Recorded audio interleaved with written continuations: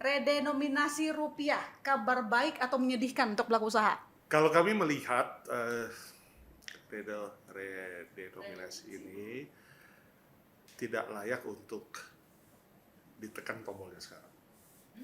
Yang harus ditekan tombol sekarang adalah persiapannya. Ya.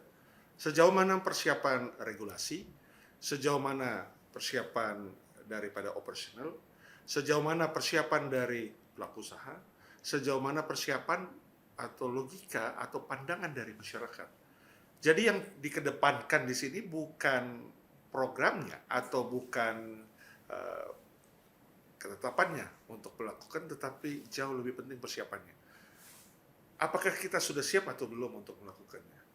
Kita tahu bahwa kita sudah pernah mengalami tahun 65 kan, dan itu sebagai dampak akibat invasi kita luar biasa, pertumbuhan ekonomi kita chaos, ya, kemudian terjadi perubahan rezim dan lain sebagainya, sehingga dianggap perlu melakukan hal tersebut, tapi sifatnya pada saat itu summary, pemotongan uang. Kalau sekarang sifatnya memang tujuannya bukan pemotongan uang, tetapi ganti kulit. Ya, kalau kita sawo matang gimana caranya untuk jadi bule putih gitu kan misalnya.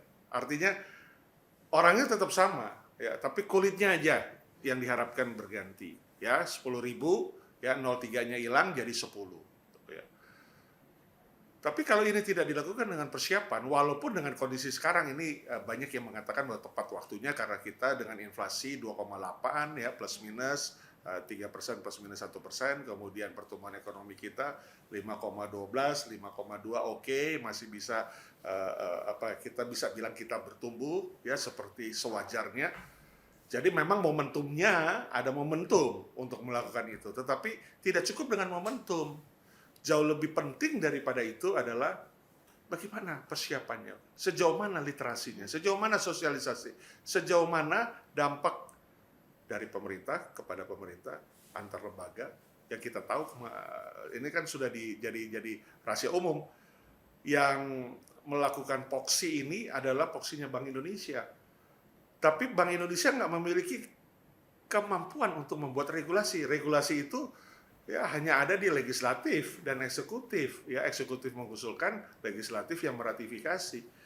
Nah, ini bagaimana hubungan kelembagaan ini? Ya, karena kita tahu sudah keluar kan berita-berita, ya kita open saja. Kementerian Keuangan yang mengangkat, memulai. Ya, tapi menyuruh Bank Indonesia mengakhiri gitu. Ya, artinya kok kenapa sepertinya Bank Indonesia belum memulai? Sepertinya dalam tanda kutip. Artinya perlu waktu lagi. Nah, ini jadikan sesuatu yang dilematis. Kita masyarakat, kita pelaku usaha melihat ini semua. Ya. Kalau sekarang ditekan tombol redenominasinya, saya pikir akan menjadi suatu dampak atau persoalan yang baru dari persoalan-persoalan yang lainnya karena ketidaksiapan tadi. Pak Roy kan tadi mengatakan, kan ini toh cuma ganti kulit, tampaknya sederhana, kurangin aja nolnya, jumlah nol dari rupiah. Tapi kemudian Pak Roy juga bilang, jangan tekan tombolnya sekarang. Ya. Apa sih indikator supaya redenominasi ini berjalan baik, tombolnya bisa dipencet? Kapan kira-kira kita siap? Satu, tadi saya katakan pentingnya sekarang kita menekan tombol percepatan persiapan. Apa yang harus dilakukan? Satu, roadmap-nya mau disebutkan oleh Kementerian Keuangan, Menteri Keuangan khususnya, ini 2027 lah baru dilakukan. Ya. Artinya masih ada 24 bulan dari sekarang, lebih kurang lah. Nah, apa kita udah siap 24 bulan? Kemudian 2027 itu kan kita harapkan bukan jeplak aja, kita harapkan ada roadmap-nya dong. 2027 oke, Januari 2026 melakukan apa? Ya, Februari apa?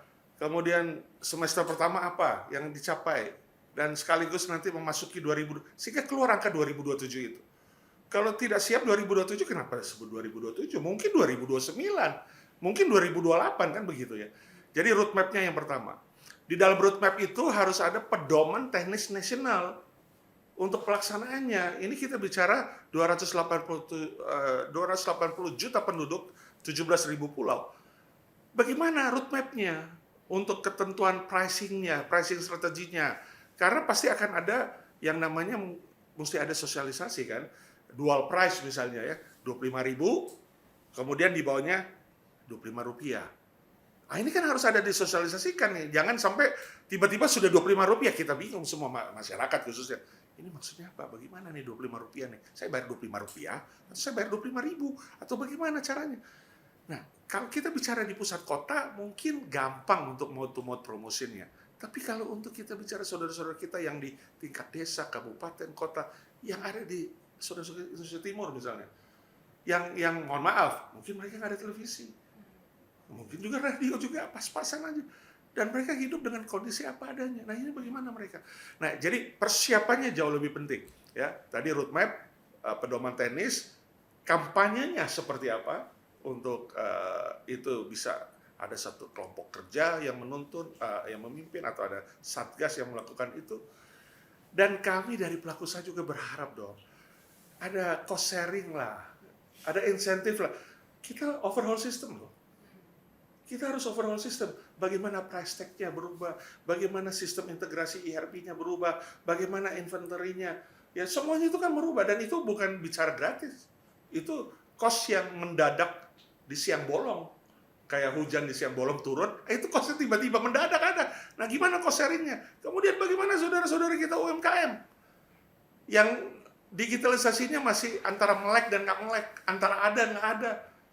Sementara ini kita mau lakukan dengan waktu yang sesegera mungkin. Nah ini yang menjadi perhatian, harus menjadi perhatian.